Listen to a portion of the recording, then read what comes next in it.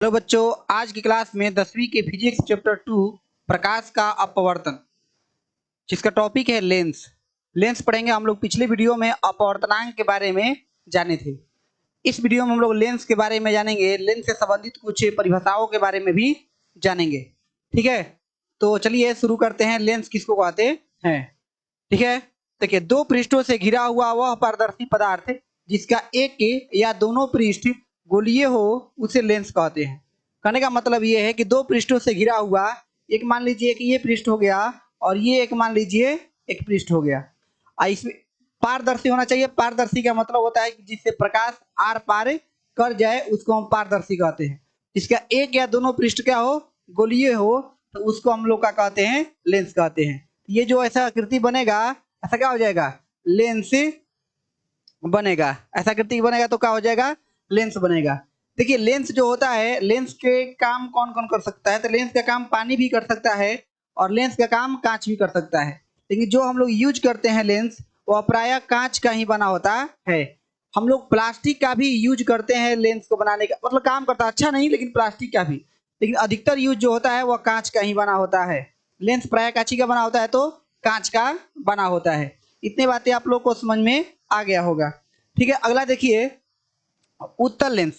उत्तल लेंस किसको कहते हैं? यहाँ पे एक और बात याद रखिएगा कि लेंस कितने होते हैं? तो लेंस मुख्यतः दो होते हैं। लेंस मुख्यतः दो प्रकार के होते हैं। पहला होता है क्या, उत्तल लेंस, और दूसरा होता है अवतल लेंस। उत्तल लेंस किसको कहते हैं? Convex mirror. देखिए, वह लेंस जिसके किनारे का भाग पतला तथा बीच का भाग मोटा होता है उसे उत्तल लेंस कहते हैं। उत्तल लेंस को अभिसारी लेंस भी कहते हैं, क्योंकि यह अपने से गुजरने वाले प्रकाश की किरणों को अभिसरित कर देता है। और अभिसरित करने का मतलब होता है कि एक जगह पर मोड़ देता है, एक जगह पर मोड़ देता है। जैसे ये मान लीजिए उत्तल लेंस है, जब प्रकाश को गुजारेंगे तो सभी प्रकाश की किरणों को क्या कर देगा, एक जगह पर क्या कर देगा, यह जुटा देगा। तो इसको हम लोग बोल देंगे क्या, अभिसरित। क्या कहेंगे, अभिसरित। इसीलिए इस लेंस को अभिसारी लेंस भी कहते हैं। जबकि अगर आप दर्पण पढ़ते, इसको हम लोग अपसारी दर्पण कहते हैं। ठीक है, और दर्पण जो होता है लेंस के जस्ट अपोजिट होता है। इतना बात समझ में आ गया आप लोग को? आगे देखिए कि यह मुख्यतः तीन प्रकार के होता है। देखिए, तीन प्रकार का होने का मतलब क्या होता है? उभयोतल, समतलोतल और अवतलोतल। क्या है इसमें? देखिए, अगर मान लीजिए दोनों सतह उत्तल का ही बना हो तो उसको कहते हैं उभयोतल। समतलोतल क्या होता है कि एगो सतह समतल हो, एगो हमारा उत्तल हो, तो उसको कहते हैं क्या, उसको कहते हैं हम लोग समतलोतल। अवतलोतल में क्या होता है कि एगो होता है अवतल और दूसरा होता है उत्तल। तो ऐसे लेंस को कहते हैं हम लोग अवतलोतल। ठीक है, आप लोग को समझ में आ रहा है? अगर आ रहा है समझ में तो वीडियो को शेयर कर दीजिए। ठीक है, अगला देखिए, अवतल लेंस किसको कहते हैं? Concave mirror. अवतल लेंस, कॉनकेव लेंस। ठीक है, अवतल लेंस क्या होता है कि देखिए, उसमें क्या था, बीच वाला भाग मोटा था और किनारे वाला भाग पतला था। इसमें क्या होगा, वह लेंस जिसके किनारे का भाग मोटा तथा बीच का भाग पतला होता है उसे अवतल लेंस कहते हैं। इसे अपसारी लेंस भी कहते हैं, क्योंकि यह अपने से गुजरने वाले प्रकाश की किरणों को अपसरित कर देता है। और अपसरित करने का मतलब है कि फैला देता है। अपसरित करने का मतलब है कि फैला देता है। जब प्रकाश की किरण यहाँ पर जाएगी तो क्या कर देगा, फैला देगा। क्या कर देगा, फैला देगा। इसलिए इस लेंस को अपसारी लेंस भी कहते हैं। इतना बात समझ में आ गया आप लोग को? अब पढ़ेंगे हम लोग लेंस से संबंधित विभिन्न परिभाषाएं। हम उत्तल लेंस और अवतल लेंस के उपयोग के बारे में जानेंगे, अंतर भी जानेंगे, लेकिन अभी पढ़ना है हम लोग को लेंस से संबंधित विभिन्न परिभाषाएं। ठीक है, अब इसमें से पहला है वक्रता केंद्र, centre of curvature. Centre of curvature, वक्रता केंद्र किसको कहते हैं? देखिए, लेंस जिस गोले का भाग होता है उस गोले के केंद्र को वक्रता केंद्र कहते हैं। वक्रता केंद्र किसको कहते हैं?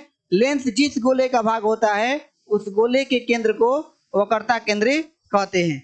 लेंस में दो सतहें होती है, इसीलिए इनके दो वक्रता केंद्र और दो त्रिज्याएं होती है।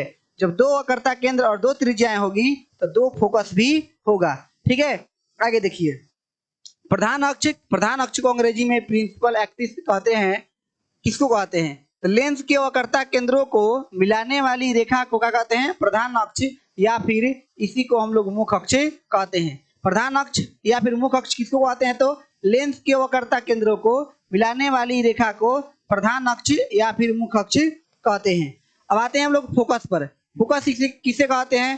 तो प्रधान अक्ष के समानांतर आती प्रकाश की किरणें लेंस से अपवर्तित होने के बाद प्रधान अक्ष के जिस बिंदु पर मिलती है या फिर मिलती हुई प्रतीत होती है उसे फोकस कहते हैं। कहने का मतलब ये है कि अगर मान लीजिए यह कोई लेंस है, जब प्रधान अक्ष के समानांतर, तो ये हमारा प्रधान अक्ष हो गया, ये हमारा क्या हो गया? प्रधान अक्ष हो गया। प्रधान अक्ष के समानांतर आती प्रकाश की किरणें, प्रधान अक्ष के समानांतर आती प्रकाश की किरणें लेंस से अपवर्तित होने के बाद, मतलब मुड़ने के बाद प्रधान अक्ष की जिस बिंदु पर मिलती है, जिस बिंदु पर मिलती है या फिर मिलती हुई प्रतीत होती है, मिलती हुई प्रतीत होगा वो लोग अवतल में, तो उसे हम लोग फोकस कहते हैं। तो यह जो बिंदु होगा, इस बिंदु को हम लोग क्या कहेंगे? फोकस। और ये दोनों एक दूसरे को जिस बिंदु पर काट देगा उसी बिंदु को कहेंगे क्या? हम लोग फोकस। ठीक है, इस बिंदु को हम कहेंगे क्या? फोकस कह देंगे। अब लेंस के दो फोकस होते हैं। एक अगर मान लीजिए इधर फोकस है, अगर प्रकाश इधर से डाले तो फोकस बना, अगर प्रकाश इधर से गया तो फोकस इधर बन जाएगा। उत्तल लेंस का फोकस वास्तविक होता है, जबकि अवतल लेंस का फोकस काल्पनिक होता है। ये कैसे होता है तो इसके बारे में हम लोग चर्चा करेंगे। उत्तल लेंस का फोकस क्या होता है? वास्तविक होता है, और अवतल लेंस का काल्पनिक होता है, जबकि दर्पण में जस्ट अपोजिट था।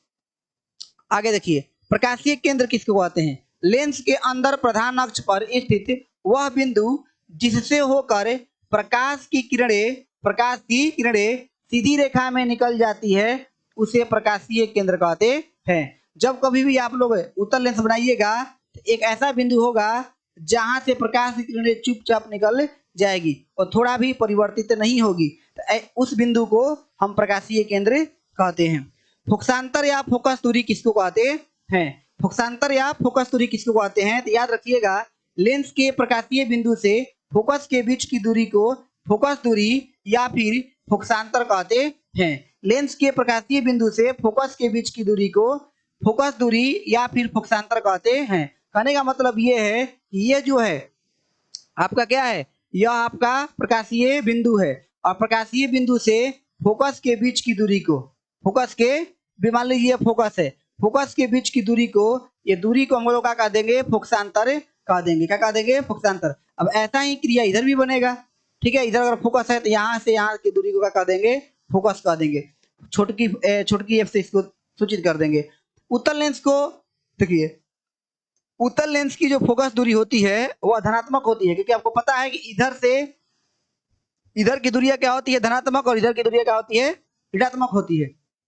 तो उत्तल लेंस की फोकस दूरी धनात्मक होती है, क्योंकि जितना भी फोकस इसका बनेगा सब इधर बनेगा, तथा अवतल लेंस की फोकस दूरी ऋणात्मक होती है, इधर बनेगा। तो मोटे लेंस की फोकस दूरी पतले लेंस की अपेक्षा कम होती है, ये सही बात है। जो लेंस जितना ही मोटा होगा वह उतना ही प्रकाश की किरणों को मोड़ देगा, और जो लेंस जितना ही पतला होगा वह प्रकाश की किरणों को उतना कम मोड़ेगा। तो यहाँ पर मोटे लेंस की फोकस दूरी पतले लेंस की अपेक्षा कम होती है, कि मोटा लेंस क्या करेगा? वह बहुत मोड़ देगा तो नजदीक ही उसका फोकस बनेगा, जबकि पतले लेंस क्या होगा? बहुत कम मोड़ेगा तो उसका फोकस दूर बनेगा। ठीक है, आगे बात करते हैं।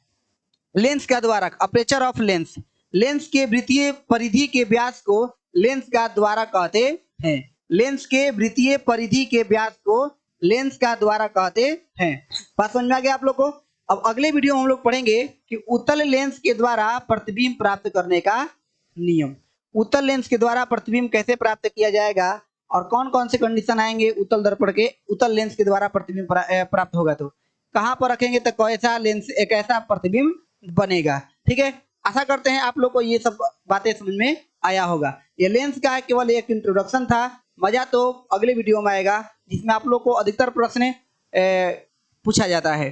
ठीक है, आगे भी पूछा जाता है, कंपटीशन लेवल में भी पूछा जाता है। चलिए आज की वीडियो